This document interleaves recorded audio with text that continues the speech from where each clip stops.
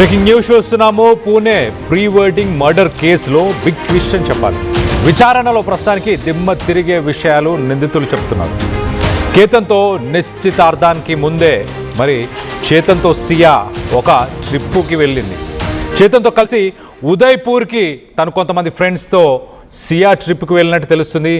పెళ్లి కంటే ముందు, ప్రీ వెడ్డింగ్ కంటే ముందే తన లవర్ చేతన్తో సియా ఒక ఫిజికల్ రిలేషన్షిప్ వారం రోజుల పాటు ఎంజాయ్ చేయడానికి ఉదయ్పూర్కి ఒక ట్రిప్కి చేతన్తో పాటు వెళ్ళింది. కేతన్తో మరో పక్కన తన ఎంగేజ్మెంట్ అయిపోయింది, ప్రీ వెడ్డింగ్ షూట్స్ జరుగుతున్నాయి. అదే సమయంలో మరి సియా బాయ్ ఫ్రెండ్ చేతన్తో మాత్రం ట్రిప్కి వెళ్తుంది, ఎంజాయ్ చేస్తుంటే. తాను ప్రెగ్నెంట్ కూడా అయినట్లు విచారణలో ఇప్పటిదాకా సియా తెలిపిన నిజాలు. అంటే ఒక వ్యక్తితోని ఎంగేజ్మెంటు, ప్రీ వెడ్డింగ్ షూటు, ఆ వీడియోస్ మనం చూస్తే షాక్ అయిపోతాం. ఎంత హ్యాపీగా, ఎంత అంటే సోషల్ మీడియాలో పెట్టే పోస్టులని నమ్మాలా వద్దా అని ఒక క్వశ్చన్ వచ్చింది. అంతగా అంటే అంత ఇష్టం లేకపోయినా తనని చంపాలనుకున్న కేతన్ని బయటికి మాత్రం చాలా హ్యాపీగా ఉన్నట్టు, ఆనందంగా ఉన్నట్టు సెలబ్రేషన్స్లో ఉంది. మొత్తం మీద తన బాయ్ ఫ్రెండ్ చేతన్తో ఉదయ్పూర్లో ట్రెక్కు వెళ్ళింది, ఎంజాయ్ చేసింది ఒక వారం రోజుల పాటు. అలాగే ప్రెగ్నెంట్ కూడా అయినట్టు తెలుస్తుంది. ఆ తర్వాత అబార్షన్ కూడా చేయించుకున్నట్లు సియా విచారణలో వెల్లడించింది. ఉదయ్పూర్ ట్రిప్కి సంబంధించిన వివరాలన్నింటినీ ఇప్పుడు పోలీసులు ఆరా తీస్తున్నారు. ట్రిప్కి సంబంధించిన ఫొటోస్, మొబైల్ డేటా, డిజిటల్ ఆధారాలని వీటన్నిటిని పోలీసులు పరిశీలిస్తున్నారు. కేసులో కొత్త కోణాలు వెలికి తీస్తున్నారు పోలీసులు అని చెప్పొచ్చు. మొత్తం మీద పూణేకి సంబంధించిన రియల్టర్ కేతన్ మర్డర్ మిస్టరీ 17 కోట్లు ఖర్చు పెట్టి రాజస్థాన్లోని అదే ఉదయ్పూర్ ప్యాలెస్నే బుక్ చేశారు పెళ్లి చేసుకోవడానికి. సో అదే ఉదయ్పూర్లోనే పెళ్లి కంటే ముందే బాయ్ ఫ్రెండ్తో ఒక వారం రోజులు ఎంజాయ్ చేసి వచ్చింది సియా గోయల్. తన బాయ్ ఫ్రెండ్ రైట్ సైడ్లో కనిపిస్తున్న చేతన్తోనే ఒక వారం రోజులు ఎంజాయ్ చేసి వచ్చింది. అలాగే ప్రెగ్నెంట్ కూడా అయినట్టు తెలుస్తుంది. మొత్తం మీద 17 కోట్లు పెట్టి పెళ్లి కోసం అన్ని ఏర్పాట్లు చేసిన తర్వాత ఒక 2 ప్రైవేట్ ఫ్లైట్స్ని బుక్ చేశారు. అతిథులందరినీ పిలిచారు, విఐపీలు చుట్టాలనందరినీ పిలిచారు. ఒక పక్కన ప్రీ వెడ్డింగ్ షూట్, ఎంగేజ్మెంట్ అన్నీ ముందుకు వెళ్తూనే ఉన్నాయి. కానీ సియా గోయల్ మాత్రం ముందు నుంచి కేతన్ని ఎలా చంపాలని తన బాయ్ ఫ్రెండ్ చేతన్తో డిస్కస్ చేసిందంట. 3 నెలల పాటు ఎలాంటి చాట్స్, ఫోన్ కాల్స్, ఆ ఇన్ఫర్మేషన్ అన్నీ కూడా ఉండకుండా ఎప్పటికప్పుడు బాయ్ ఫ్రెండ్తో మాట్లాడిన మాటలన్నింటినీ సియా అలాగే చేతన్ బాయ్ ఫ్రెండ్ ఇద్దరు డిలీట్ చేసేవాళ్ళంట. అంటే వాట్సాప్లో వాళ్ళు ఒకవేళ ఇది కేసు అయ్యి వాళ్ళ మీదకి వస్తే దానికి సంబంధించి ఎలాంటి ఇన్ఫర్మేషన్ బయటికి రాకూడదు అన్న ఉద్దేశంతో ముందుగానే జాగ్రత్త పడే ప్రయత్నం చేశారు. ఒక 3 నెలల నుంచి వాళ్ళిద్దరి మధ్యలో జరిగిన సంభాషణలు ఇవన్నీ కూడా వాళ్ళు ఎప్పటికప్పుడు కంట్రోల్ చేసే ప్రయత్నం చేశారు. మరోపక్కన సియా లోహాగఢ్ ఫోర్ట్కి కేతన్ని రెండోసారి తీసుకెళ్ళిన తర్వాత అక్కడికి తీసుకెళ్ళి చాలా క్లియర్గా చేతన్కి పక్కకు వచ్చి ఒక ఫోన్ కాల్ కూడా చేసిందంట. ఓ ఫోన్ కాల్ చేసి, చేతన్ ఈ కోటలో ఎవరూ లేని ఒక ప్రాంతానికి నేను కేతన్ని తీసుకొని వస్తాను, నువ్వు కూడా అక్కడికి వచ్చేయి, అక్కడికి వచ్చిన తర్వాత నేను నీకు సైగ చేస్తాను, సైగ చేసినప్పుడు నువ్వు వచ్చి కేతన్ని పైనుంచి తోసేసేయి, నూకి పడేసేయి అని చెప్పేసి చేతన్ బాయ్ ఫ్రెండ్ చేతన్కి ఫోన్ చేసి చెప్పిందంట చాలా క్లియర్గా. ఇదిగో నేను పలానా లొకేషన్లో ఉంటాను, నేను నీకు సైగ చేస్తాను. ఎలా సైగ చేస్తాను? నేను నా షూ లేస్ ఏదో కట్టుకోవడానికి కిందికి కూర్చునే ప్రయత్నం చేస్తాను, లేకపోతే కొంచెం వాటర్ తాగడానికి కిందికి కూర్చునే ప్రయత్నం చేస్తాను. అదే నువ్వు సంకేతంగా తీసుకోవాలి, తీసుకొని ఇమీడియట్గా వచ్చి కేతన్ని పైనుంచి తోసేయాలి. ఒకవేళ కేతన్ పడిపోయే సమయంలో పట్టుకునే అవకాశం కూడా ఉండకూడదన్న ఉద్దేశంతోనే కింద కూర్చుందామని సియాను చేతన్ ఇద్దరు ప్లాన్ చేసుకున్నారంట. ఆ ప్లాన్ చేసుకున్న పథకం ప్రకారమే చాలా క్లియర్గా లోహాగఢ్ ఫోర్ట్ పైన ఎవరు ఉండని కొంత నిర్మానుష వ్యూ పాయింట్కి, ఒక ప్రాంతానికి కేతన్ని తీసుకొని సియా అక్కడికి వెళ్ళింది. వెళ్ళిన తర్వాత అక్కడ చాలా కూల్గా అనుకున్న పథకం ప్రకారమే కేతన్ని ఒక కార్నర్కి తీసుకెళ్ళి ఒక ఎడ్జ్లో తనని ఉంచిన తర్వాత తన బాయ్ ఫ్రెండ్ చేతన్కి సైగ చేసి చెప్పింది చాలా క్లియర్గా, ఇప్పుడు దిస్ ఇస్ ద మూమెంట్, ఇప్పుడే నువ్వు ఇనిషియేటివ్ తీసుకోవాలని చెప్పేసి. సైగ చేసిన వెంటనే బాయ్ ఫ్రెండ్ చేతన్ ఏమాత్రం ఆలోచించలేదు. ఎందుకు ఆలోచిస్తారు? ఆల్రెడీ ఒక 3 నెలల నుంచి ప్లాన్ చేస్తూనే ఉన్నారు. కేతన్ని ఎలాగైనా చంపాలి, కేతన్ని ఎలాగైనా పక్కకి తోసేయాలి, తనని ఈ రిలేషన్షిప్ నుంచి, ఈ ప్రపంచం నుంచే పక్కకు తీసేయాలి. పాపం కేతన్ చేసిన తప్పేంటి? ఆ అమ్మాయిని, సియా అనే అమ్మాయిని ఇష్టపడడం, ఎంతగా ఇష్టపడ్డాడు అనేది మనం ఇప్పటిదాకా చాలా వీడియోస్లో చూసాం, సోషల్ మీడియాలో కావచ్చు, ఎక్కడైనా. ఆ ఎంగేజ్మెంట్, ప్రీ వెడ్డింగ్కి షూట్కి సంబంధించి కావచ్చు, ఎంగేజ్మెంట్కి సంబంధించి కావచ్చు, ఆ కార్లో ట్రావెల్ చేస్తున్న ఆ వీడియోస్లో కూడా చూసాం చాలా క్లియర్గా. ఆ అమ్మాయి కోసం నేను ఏదైనా చేయడానికి రెడీగా ఉన్నాను అన్న ఉద్దేశంతో కేతన్ ప్రతిసారి అమ్మాయిని ఎలాగైనా ఇంప్రెస్ చేయాలి, మంచిగా చూసుకోవాలి ఇంకా అన్న ఉద్దేశంతో కేతన్ సియాతో ఎంతో మంచిగా ఉన్న వీడియోస్ని మనం చూస్తున్నాం. మరోపక్కన సియా మాత్రం తనకు అస్సలు కేతన్ నచ్చలేదు, ఇష్టం లేదు. తను ఒక విగ్ క్యారీ చేస్తున్నాడు, తను ఒక బట్టతల. నాకు ఆల్రెడీ చేతన్ అనే బాయ్ ఫ్రెండ్ ఉన్నాడు, సో నాకు కేతన్తో పని లేదు. కానీ ఇష్టం లేనప్పుడు తన ఇంట్లో సియా చెప్పలేకపోయింది. ఆ విషయాన్ని తన ఇంట్లో వాళ్ళకి ముందుగానే, నాకు చేతనే ఇష్టం, చేతనే పెళ్లి చేసుకుంటాను, కేతన్తో నేను ముందుకెళ్ళాలని అనుకోవట్లేదని క్లియర్గా ఫ్యామిలీ మెంబర్స్ చెప్పినా సరిపోయేది. క్లియర్గా ఒకవేళ కేతన్కి చెప్పినా సరిపోయేది, కేతన్ ఫ్యామిలీ మెంబర్స్కి చెప్పినా సరిపోయేది. అక్కడితో విషయం ఆగిపోయేది. ఒక మనిషి చనిపోవాల్సిన అవసరం లేదు.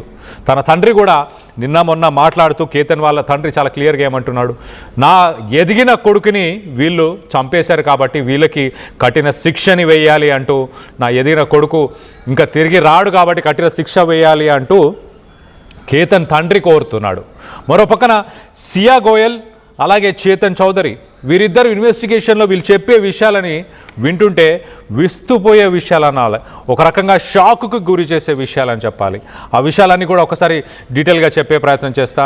పూణేకి సంబంధించిన రియల్టర్ అని చెప్పొచ్చు కేతన్. మరో పక్కన చాలా ఆర్థికంగా చాలా బలమైన వ్యక్తి అని చెప్పొచ్చు. 600 కోట్లకు సంబంధించిన ఆ బిజినెస్లు, ఆస్తులు ఉన్నాయంటూ చాలామంది చెప్పుకొస్తున్నారు. మొత్తం మీద అంత డబ్బు ఉన్న కేతన్ మరి కొండ అంచు వద్ద నిలబడి ఉన్న సమయంలో మరి ఎవ్వరికీ అనుమానం రాకుండా షూలెస్ కట్టుకోవడానికో లేకపోతే నీళ్లు తాగడానికో ఆ కారణంతో సియా కొంత నీళ్ళపైన కూర్చునే ప్రయత్నం చేస్తుంది. అదే సమయానికి ఇదే కేతన్ని తోసేయడానికి సింబల్, ఒక సిగ్నల్ అని చేతన్కి ముందుగానే పక్కకు వచ్చి ఒక ఫోన్ కాల్లో చెప్పింది.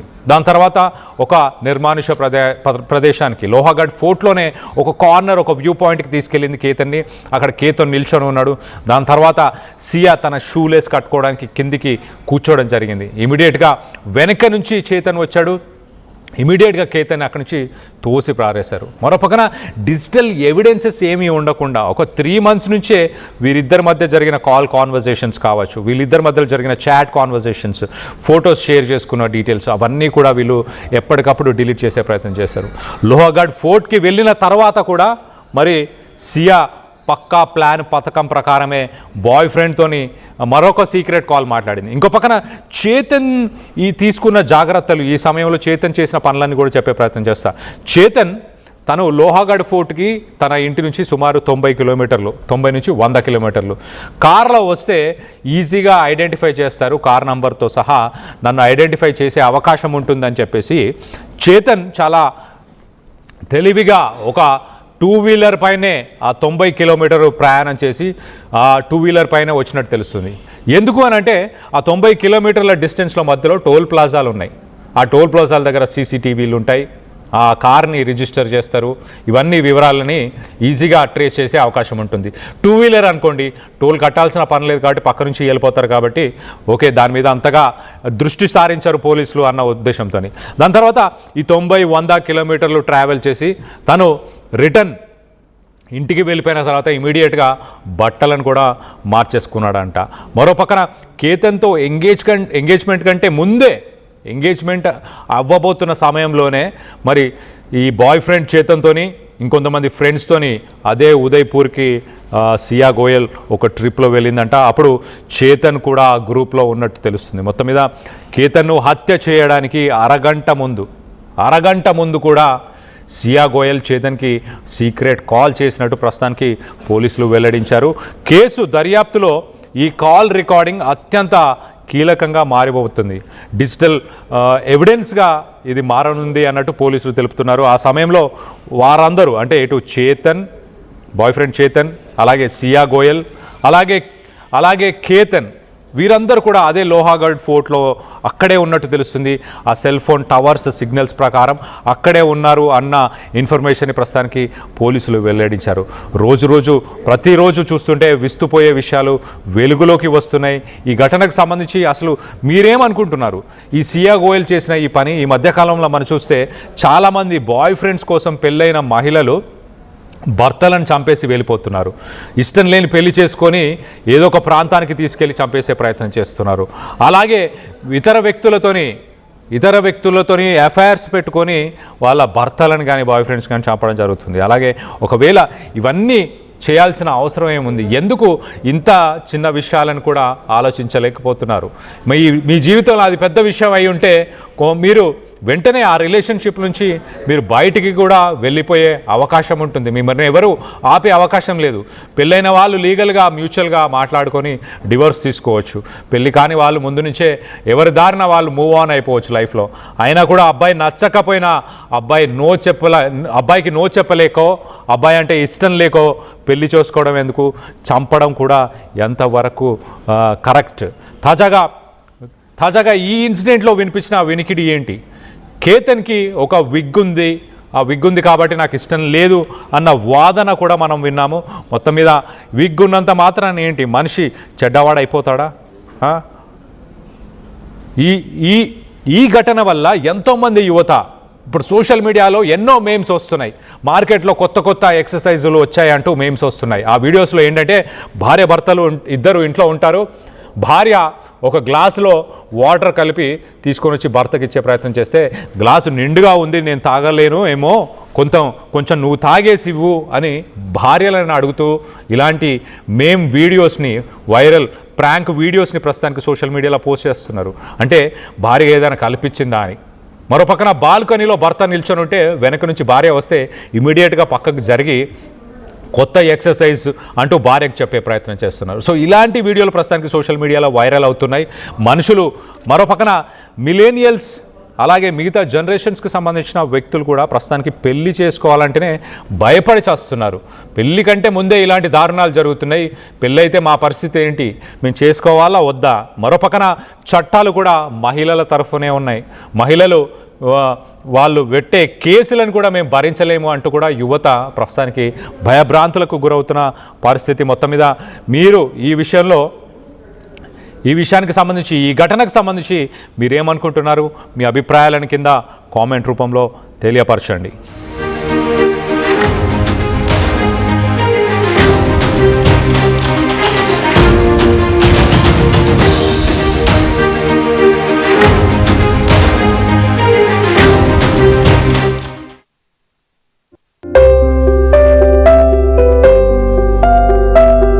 చిన్న చిన్న ఆనందాలు 35 ఏళ్లుగా నా జీవితంలో లేవు.